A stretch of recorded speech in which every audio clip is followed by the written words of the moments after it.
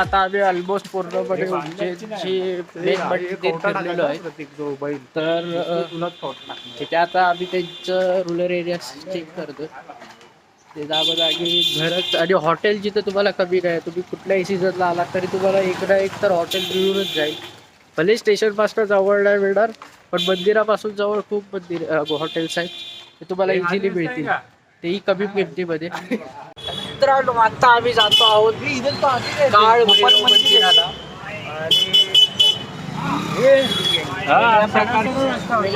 आणि गोपाल मंदिरला आलो आपण.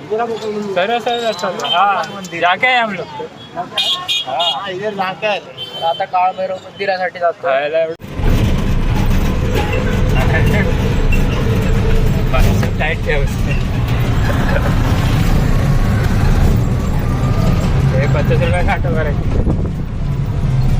त्यानंतर आम्ही पोचलो गडकलिका देवीच्या येथे.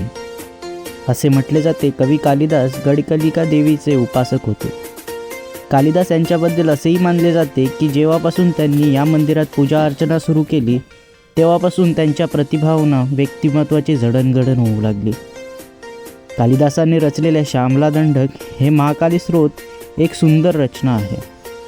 असे म्हटले जाते की महाकवींच्या मुखातून सर्वप्रथम हे स्रोत प्रकट झाले होते. येथे प्रत्येक वर्षी कालिदास समारोह आयोजित करण्यापूर्वी माता कालीची आराधना केली जाते. गडकालिका मंदिर हे 51 शक्तिपीठांपैकी एक आहे. येथे भगवती सतीचे वरचे ओठ पडले होते. गडकालिकेचे मंदिर 18 महाशक्तिपीठांमध्येही समाविष्ट आहे. 18 शक्तिपीठ स्रोत जे जगद्गुरू आदि शंकराचार्य यांनी लिहिले होते. यांच्यामध्ये उज्जैनीय महाकाली म्हणजेच गडकालिका असे वर्णन केले गेले आहे. तर मित्रांनो, या मंदिरामध्ये तुम्ही बघू शकता, हे लाकडी कुंपण घातल्यासारखं एकदम छान बांबूचं बनवलेलं आहे. आणि माझ्या लेफ्ट साईडला पूर्ण कृष्णाची पूर्ण जीवन क्रिया, म्हणजे त्याचं पूर्ण शिक्षणामध्ये तो कसं झालं, त्याचं शिक्षण वगैरे ते सगळं सांगितलेलं आहे. एक छानदार असे फोटोग्राफ्स त्यांनी बनवलेले आहेत. त्याच्यावरनं त्यांनी सांगितलेलं आहे की अशी अशी त्याच्या लाईफमध्ये क्रिया झालेली होती आणि असं त्याचं शिक्षण झालेलं होतं. तर तुम्ही पाठी बघू शकता, खूप छान आहे. उज्जैनमध्ये संदीपनी आश्रम स्थित आहे, ज्यामध्ये म्हटले जाते की येथे भगवान श्रीकृष्णांनी शिक्षण प्राप्त केले होते. जाणून घेऊया आश्रमातील अशा काही रोचक गोष्टींबद्दल. महाकालची नगरी उज्जैन महाकालेश्वर मंदिरासाठी संपूर्ण जगात प्रसिद्ध आहे. पण याशिवाय येथे अनेक धार्मिक ठिकाणे आहेत जी या नगरीला इतर शहरांपेक्षा अगदी खास बनवतात. यामध्ये आहे संदीपनी आश्रम, जिथे भगवान श्रीकृष्णांनी आपले शिक्षण घेतले होते. आज आम्ही तुम्हाला भगवान श्रीकृष्णांच्या त्या विद्यालयाबद्दल सांगतो जिथे त्यांनी त्यांच्या जीवनाचे अ आ इ ई पासून ते न्य पर्यंत सर्व काही शिकले होते.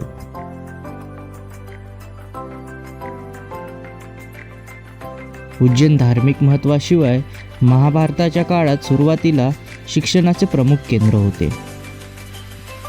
भगवान श्रीकृष्ण, बलराम आणि सुदामा यांनी गुरु संदीपनी यांच्या आश्रमात बालपणात शिक्षण घेतले होते. इथून त्यांनी नियमितपणे शिक्षण प्राप्त केले. म्हणतात की याआधी हा आश्रम गवताचा बनलेला होता, पण त्यानंतर त्याचे रक्षण करण्यासाठी त्याला पक्के बांधले गेले. आम्हाला एका पुजाऱ्याने सांगितले की हे आश्रम 5000 वर्षापेक्षाही जुना आहे. आश्रमात भगवान श्रीकृष्ण, बलराम आणि सुदामा यांच्या बालरूपात असलेल्या मूर्ती स्थापित केल्या आहेत.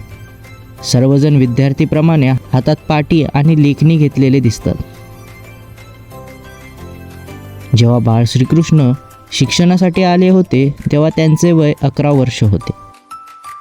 असे म्हटले जाते की भगवान श्रीकृष्ण यांनी 64 विद्यांचे आणि 16 कलांचे ज्ञान घेतले होते. आपल्या मामा कंस याचा वध केल्यानंतर श्रीकृष्णांनी बाबा महाकालेश्वरांच्या अवंतिका नगरीत येऊन 64 दिवस थांबून शिक्षण प्राप्त केले होते. आश्रम परिसर खूप मोठा असून विस्तृत जमिनीचा भाग आहे.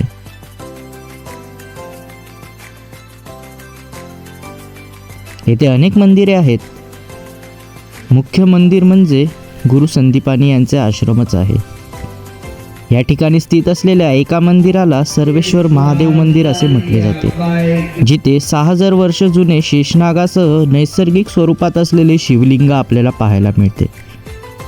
असे मानले जाते की गुरु संदीपानी आणि त्यांच्या शिष्यांनी या शिवलिंगाची पूजा केली होती. याच आश्रमात मध्यभागी गोमती कुंड नावाचं एक मोठं टप्प्याटप्प्याने बनवलेलं तलाव आहे, जिथे भगवान श्रीकृष्णाने सर्व पवित्र तीर्थस्थानांमधील जल आणून जमा केले होते, जेणेकरून गुरु संदीपानी यांना पवित्र जल सहज मिळू शकेल. या तलावाचे पाणी पवित्र मानले जाते आणि त्यामुळे भक्त येथे आपल्या पाण्याच्या बाटल्या भरून जल घरी घेऊन जात असतात. 4-5 पावले पुढे चालत जाताच श्रीकृष्णाच्या जीवनाचे काही रोचक असे प्रसंग मंदिराच्या भिंतीपासून ते छपरापर्यंत रंगवलेले बघायला मिळतात. काही भक्त इथे बसून ध्यान आणि जप करत असतात. मंदिर हे अतिशय सुंदर आणि कलाकृतीने परिपूर्ण आहे. त्यानंतर वेळ झाली या सुंदर ठिकाणाला निरोप देण्याची.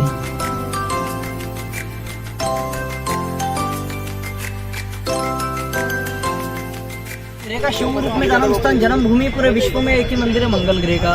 और उस मंदिर की विशेषता है ये जो मंदिर बना है ना पूरी पृथ्वी के नाभि स्थल पे बना हुआ है, कर्क रेखा पे विराजमान है।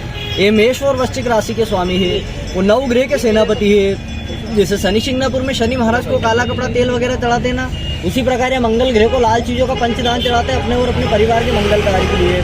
और मंगल का प्रसाद चढ़ाने मात्र से अपने और अपने परिवार के अंदर 21 परेशानियों का निवारण होता है, क्योंकि 21 विभाग के अधिपति अपने राशियों के इसलिए दान में चढ़ाते हैं। तो इस प्रकार से रहता है दानी रत्न मूंगा जो अपन अंगूठी में नगीना पहनते हैं, दान करने वाला रहता है, लाने वाला नहीं है। जो इस प्रकार से रहता है दानी मूंगा, मसूर गेहूं, लाल कपड़ा, श्रीफल पुष्प। ये पंचदान अपना नाम अपना सरनेम बोल के चढ़ाते हैं। नाम बोलोगे आप ही का लगेगा, सरनेम बोलोगे परिवार का लगेगा, बाकी आधा प्रसाद घर के लिए मिलेगा। आप लाना चाहो ला भी सकते हो, वरना पूरा प्रसाद चढ़ा भी सकते हो। लाना हो मंगल की माला ला सकते हो। परिवार में कोई चिड़चिड़ा स्वभाव करता है, गुस्सेलू स्वभाव का, शादी में बाधा आना, जैसे बार बार रिश्ता बनना टूटना, नौकरी पढ़ाई कामकाज में परेशानी आती है, उनको पहना सकते हैं। लाल खेर का माला मिलता है रक्त की शुद्धि के लिए, क्योंकि शरीर में जो रक्त का संचार होता है मंगल के द्वारा होता है। ये माला ब्लड प्रेशर वालों के लिए भी लाभदायक होता है, या परिवार में कोई ज्यादा बीमार होता है उसको भी पहना सकते हैं। कस्बिल ला सकते हो, महामंगल का निशानी स्वरूप प्रसाद, रक्षा सूत्र हाथ में बांधने के लिए मिलेगा। एक कश्यप यंत्र मिलता है, कैसा भी अपना रुका हो कार्य उसके अंदर मनोकामना की पर्ची बना कर रखते हैं। मनोकामना पूर्ण हो जाने के बाद बच्चों को नदी या तालाब में विसर्जन कर सकते हो।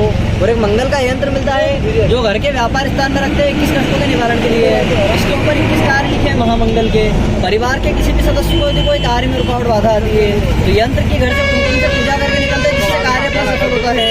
ये प्रसाद आप लाना चाहो ला भी सकते हो, वरना पूरा प्रसाद यहाँ दान भी कर सकते हो।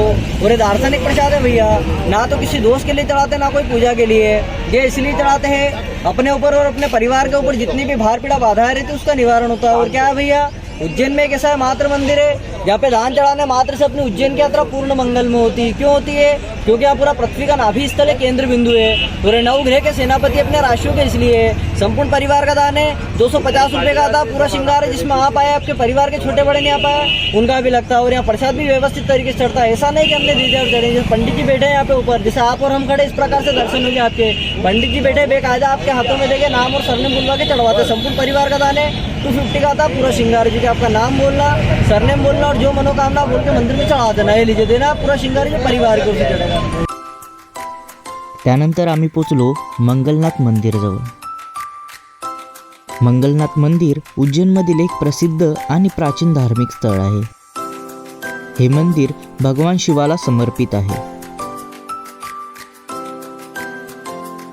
एका पौराणिक कथेनुसार जेव्हा भगवान शिव एका राक्षसाचा वध करत होते तेव्हा त्यांच्या घामाचा एक थेंब या ठिकाणी पडला होता,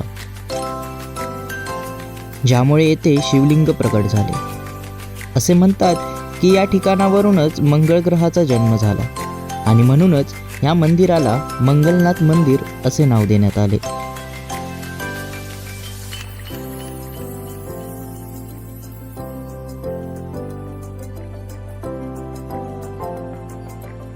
मंगलनाथ मंदिर उज्जैनच्या शिप्रा नदीच्या काठावर वसलेले आहे. हे मंदिर शांत आणि निसर्गरम्य वातावरणात आहे. भक्त येथे भगवान शिवाचे दर्शन घेण्यासाठी येतात आणि आपल्या मनोकामना पूर्ण होण्यासाठी प्रार्थना देखील करतात.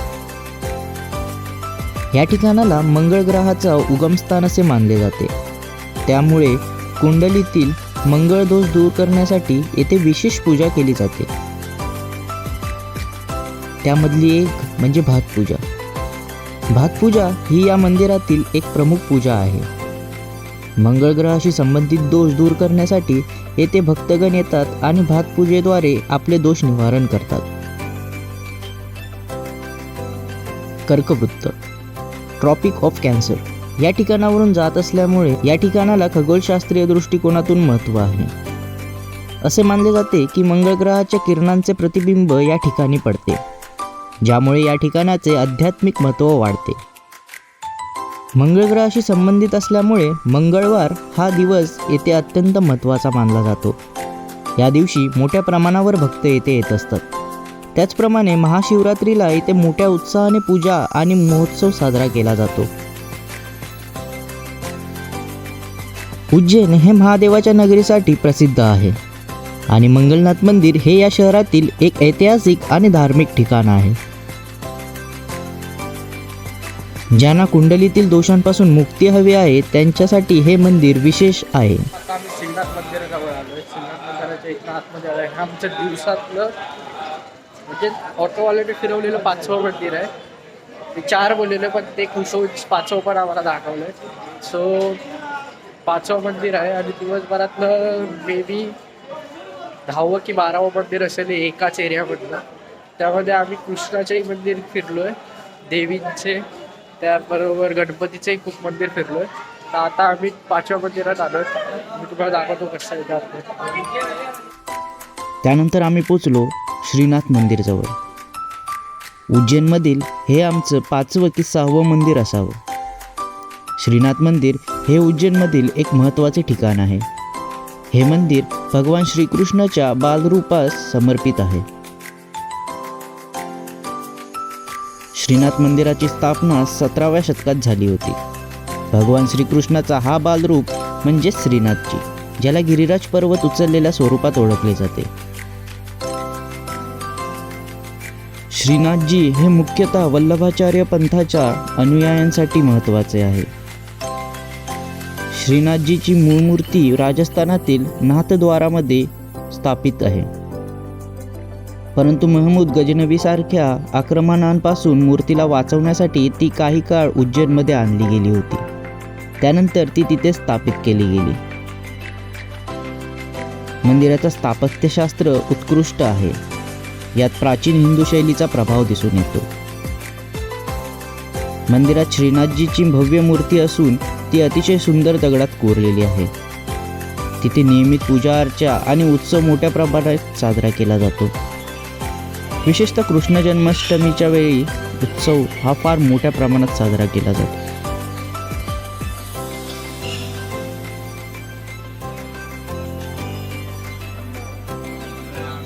त्यानंतर आम्ही आलो उज्जैनच्या अशा मंदिरामध्ये ज्याला भेट दिल्याशिवाय आपली उज्जैनची यात्रा संपन्न होऊ शकत नाही. होय, आम्ही आलो आहोत शिवाचा रुद्र अवतार मानल्या जाणाऱ्या काळभैरव मंदिराला. उज्जैनमधील काळभैरव मंदिर हे शिप्रा नदीच्याच काठावर आहे. हे अतिशय प्राचीन आणि खूप महत्त्वाचे देवस्थान मानले जाते. महाकालेश्वरच्या मंदिरापासून अगदी काही अंतरावरच असलेले हे मंदिर शिवाच्या रौद्र रूपासाठी फार आकर्षित मानले जाते. या मंदिराचे प्रमुख देवता भगवान काळभैरव आहेत, जे भगवान शिवाचे रौद्र स्वरूप मानले जाते.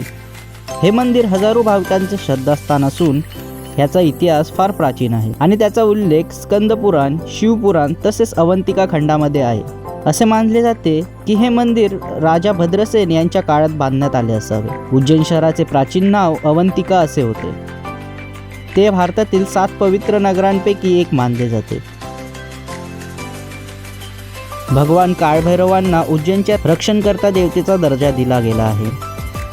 महाकालेश्वर मंदिराच्या जवळ असल्याने याचे आध्यात्मिक महत्त्व फार अधिक आहे. काळभैरव हे भगवान शिवाचे उग्र रूप आहे. या मंदिरातील मूर्ती काळ्या दगडाची असून अत्यंत आकर्षक आणि प्रभावी आहे.